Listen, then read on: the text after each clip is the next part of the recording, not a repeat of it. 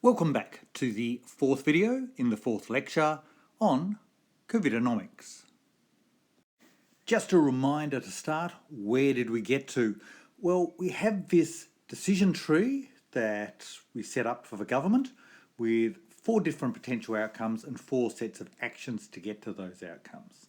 Now, we started off by looking at the one that would lead to herd immunity threshold, and we decided that was probably going to be incredible in the sense that politically, the government simply could not credibly let the virus run and the deaths mount up. So that left us with our 3 alternatives. And to be able to evaluate these 3 alternatives, we need to start putting some payoffs or some numbers on these outcomes.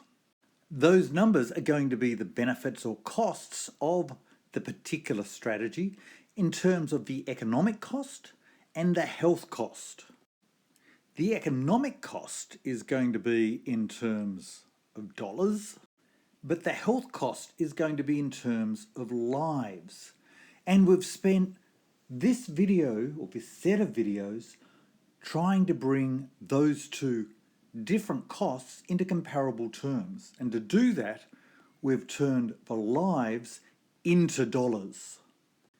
So in the first 3 videos in this lecture, we've looked at the way to get a value of a statistical life, the value of a statistical life year, and then a quality adjusted life year, all in dollar terms.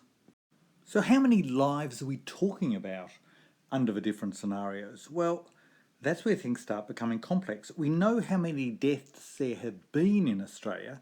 As at July 30, there was 196 deaths from COVID-19 in Australia.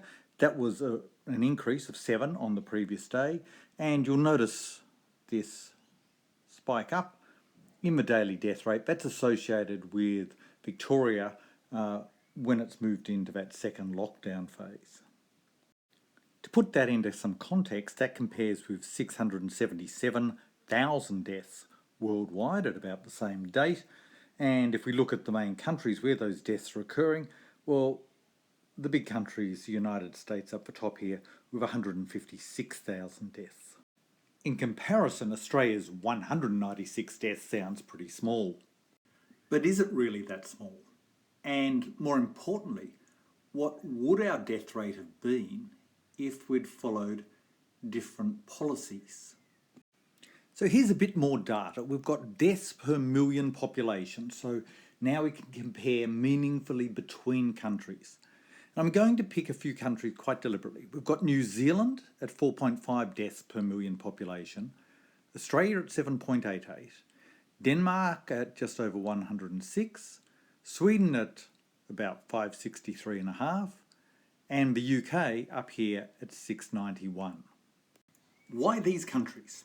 Well, I want Australia and New Zealand, well, I want Australia because it's us, and New Zealand is a country that's sort of similarly located to Australia. It's also an island, it's not that far away from Australia. It's got similar economic environment, similar background in terms of most of the population.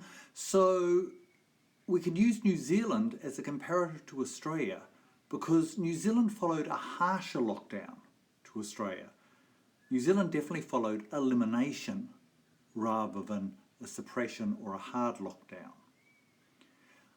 I want to look at Denmark and Sweden for similar reasons. They're both Nordic countries, they're neighbours. They're again very similar to each other, but they followed different policies.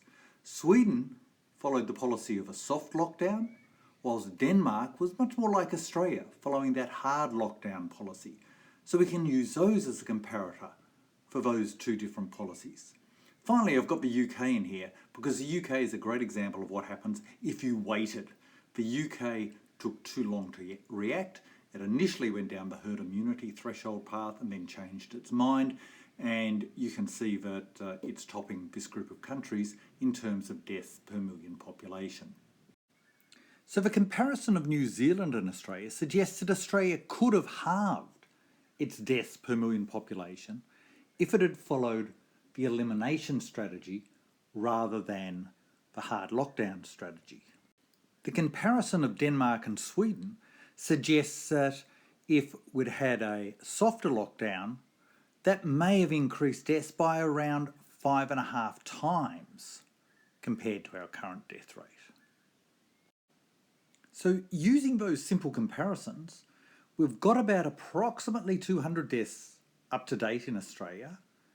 If we'd followed the New Zealand eliminate strategy, we may have only had about 100 deaths, but of course a higher economic cost.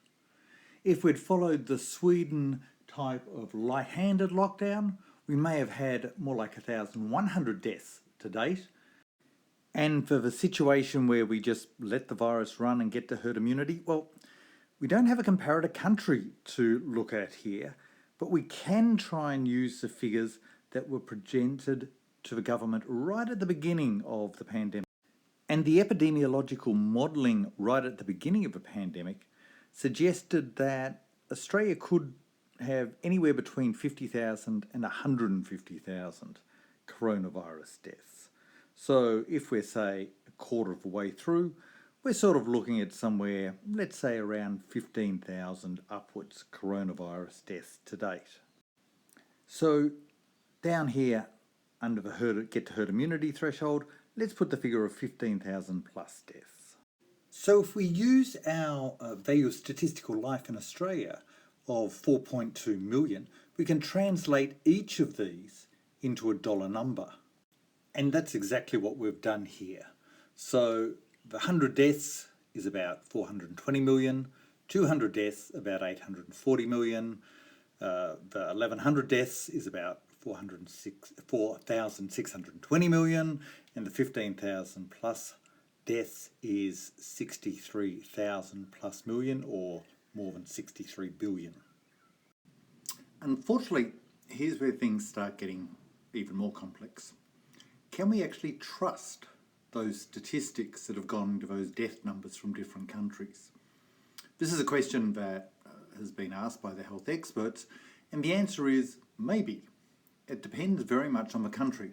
Here's another way of trying to infer COVID-19 deaths rather than saying, let's look at the official statistics. How this is done is by looking at the number of deaths in the country in 2020 on each day and comparing that with an average number of deaths over, for example, the last 5 or the last 10 years in that same country.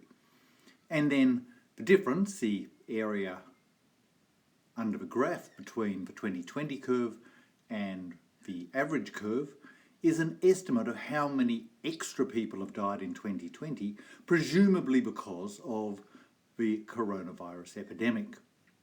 And this gives you some numbers here. Now, in some countries, those numbers that you get from these excessive death statistics can be very different to the official statistics. I've got the UK up here. Originally, it wasn't counting COVID-19 deaths when they occurred to people in nursing homes.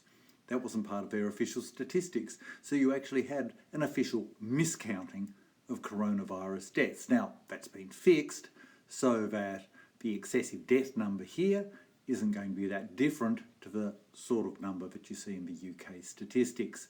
And that tends to hold for most developed countries, but in some developing countries in particular, the numbers can be completely different. So be cautious when you see the official death numbers. The second problem is that the lockdowns associated with either elimination, soft lockdown or hard lockdown, all themselves are associated with an increase in deaths. What do I mean by that? Well, we know that the lockdown itself leads to a number of factors such as loneliness, increased domestic violence. It also leads people to postpone their medical treatment. The recession that's associated with the lockdown also exacerbates all three of these things. So we would expect to see, as a result of the cure of a pandemic, an increase in deaths from suicide, from loneliness, from domestic violence, and from postponement of medical treatment, for example, postponement of cancer checkups and so on. Gigi Foster and Martha Hickey from University of New South Wales have been pushing quite hard in the media to get more transparency around these other deaths that tend to be ignored when we're dealing with the pandemic. And they've put forward the case quite strongly that somebody needs to do the numbers and work out exactly whether a hard lockdown compared to a soft lockdown or elimination compared to a hard lockdown is actually worth it, even in terms of human lives. Well, a number of people have looked at some of these numbers. So, for example, Neil Bailey from Monash University, writing in The Conversation, looked in particular at deaths from loneliness and from suicide associated with an eradication strategy. And his estimate was that compared to a do-nothing strategy, you'd have about 2,761 extra suicides over a 10-year period, and you would have about 4,015 extra deaths from loneliness over that 10-year period. So on the basis of his estimates, you'd get about an extra 6,776 deaths from that eradication strategy. And if you compare that to the life saved compared to COVID-19, well, that looks pretty good. Remember our do-nothing strategy, we're looking at least 15,000 deaths. The deaths to date, our best estimates for elimination would be around 100. For our actual strategy, around 200, even if you doubled them and said, look, we can double them, triple them over the next year. You're still looking at a saving of around 14,000 deaths compared to this increase of about 6,776 deaths. What about deaths due to postponed medical treatment? Well, that's really quite hard to measure. There's been some measurements associated with recessions and looking at increased cancer deaths, but looking at a pandemic and the effect, we're pretty much guessing. To give you a ballpark figure, there's around 50,000 people die each year in Australia of cancer. So let's imagine that number went up by, let's say 1%. So that would be an extra 500 deaths. And then there's a range of other medical treatments that are put off. Things like vaccinations, for example. So that could lead to deaths later on in life if, for example, a child misses out on their measles vaccination. So let's say there's possibly an extra 1,000 deaths due to postponed medical treatment, but we're really, really not sure. So perhaps the best we can do is put a guesstimate of around 8,000 extra deaths due to the lockdown, but that's going to be spread over numerous years. And I haven't actually considered the extra lives saved by the lockdown. So, for example, car accident rates are well down in 2020.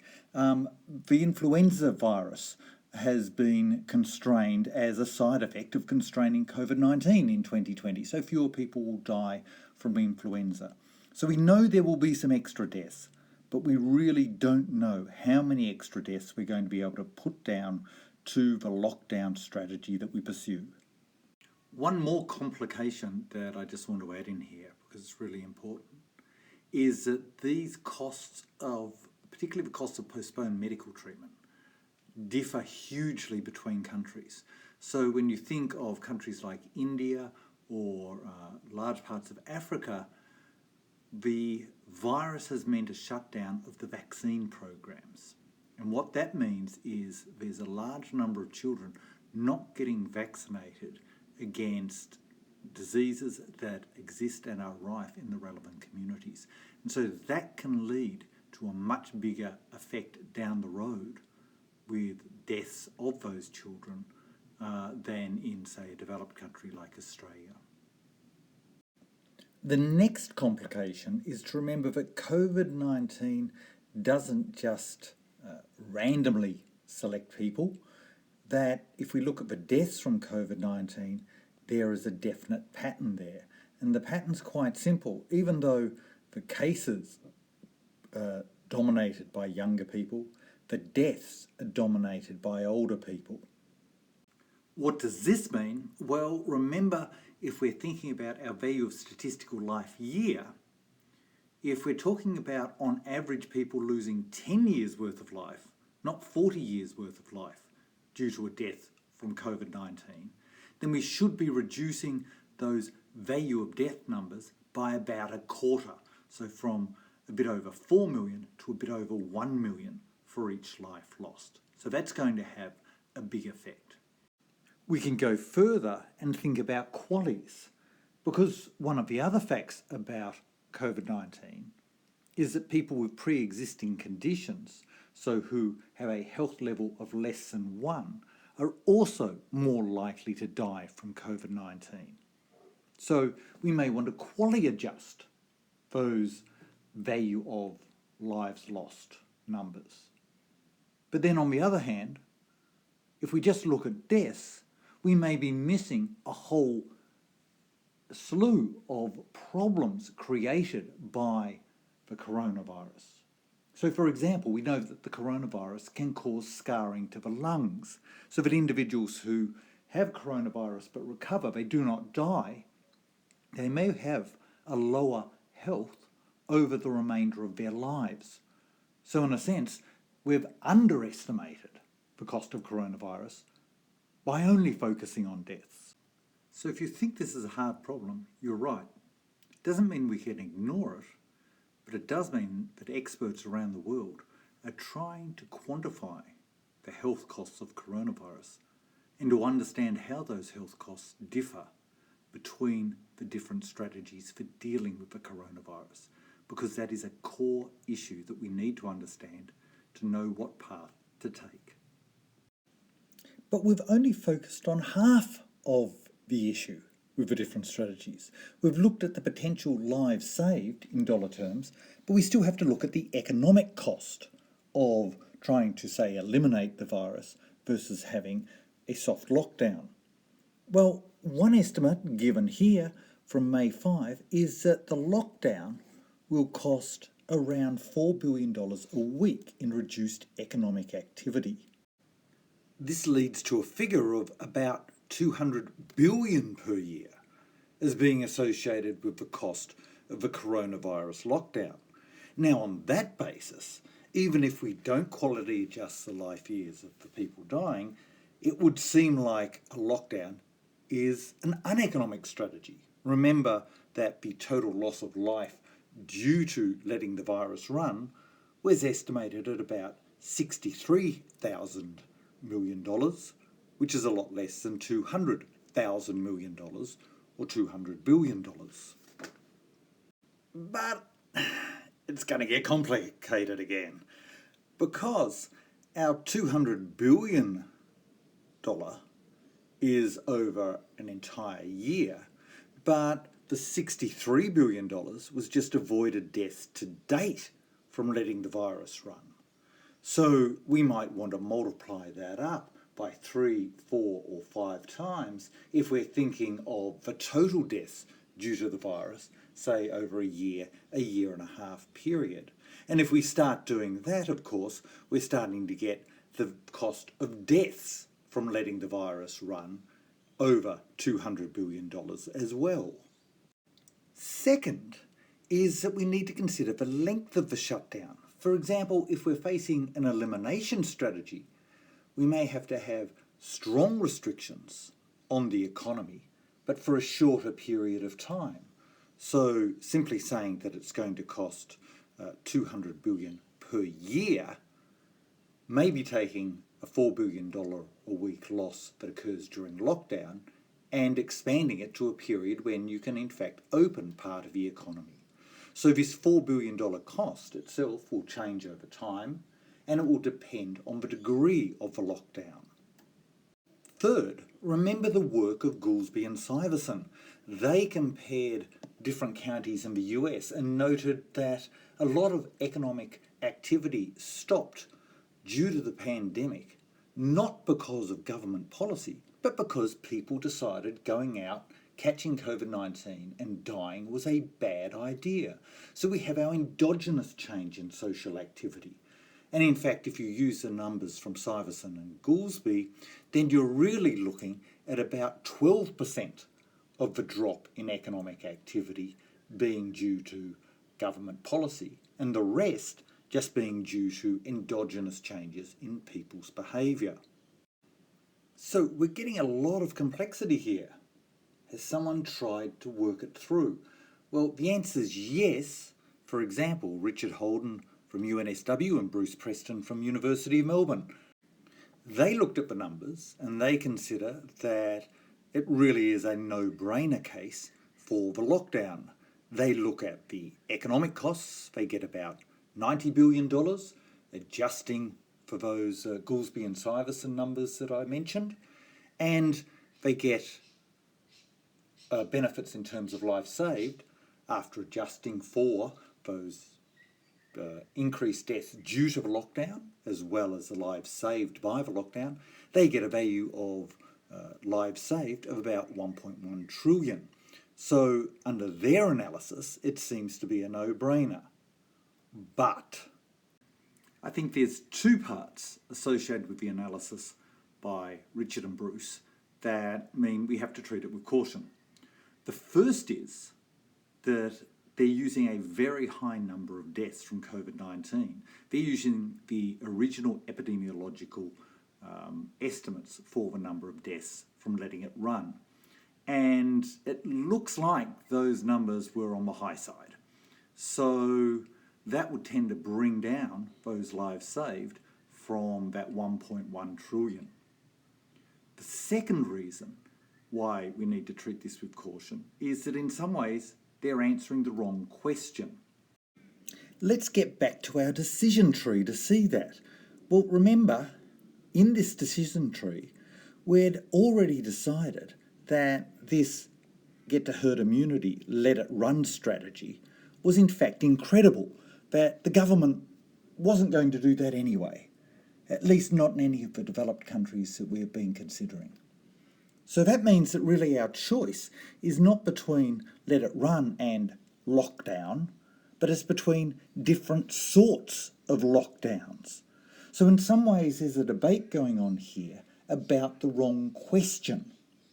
We're going to have a lockdown. It's politically impossible not to have a lockdown of some sort. What sort of lockdown do we need? How do we trade off the difference between a soft lockdown, a Swedish-style lockdown, a hard lockdown, as we initially started with in Australia, and the New Zealand style of eliminate, which has now been replicated in Victoria as on the weekend that I'm making this video. Which of those is the better strategy? And how does luck and chance play a role here? Because if you think about it, all Australian states started off with this hard lockdown, but Queensland, Northern Territory, Western Australia and Tasmania all seem to be in the situation where, despite not following an explicit New Zealand-style elimination lockdown, they have effectively eliminated the virus. So in Australia, we're now in a problem in that two of our states, the two most populous states, haven't eliminated the virus, and the rest of the country has. How do you deal with that situation where you have internal borders closed? And if those internal borders reopen, whilst Victoria and New South Wales haven't eliminated the virus, then the virus will start to run again in those states that have eliminated the virus. So where does chance or luck come into play here?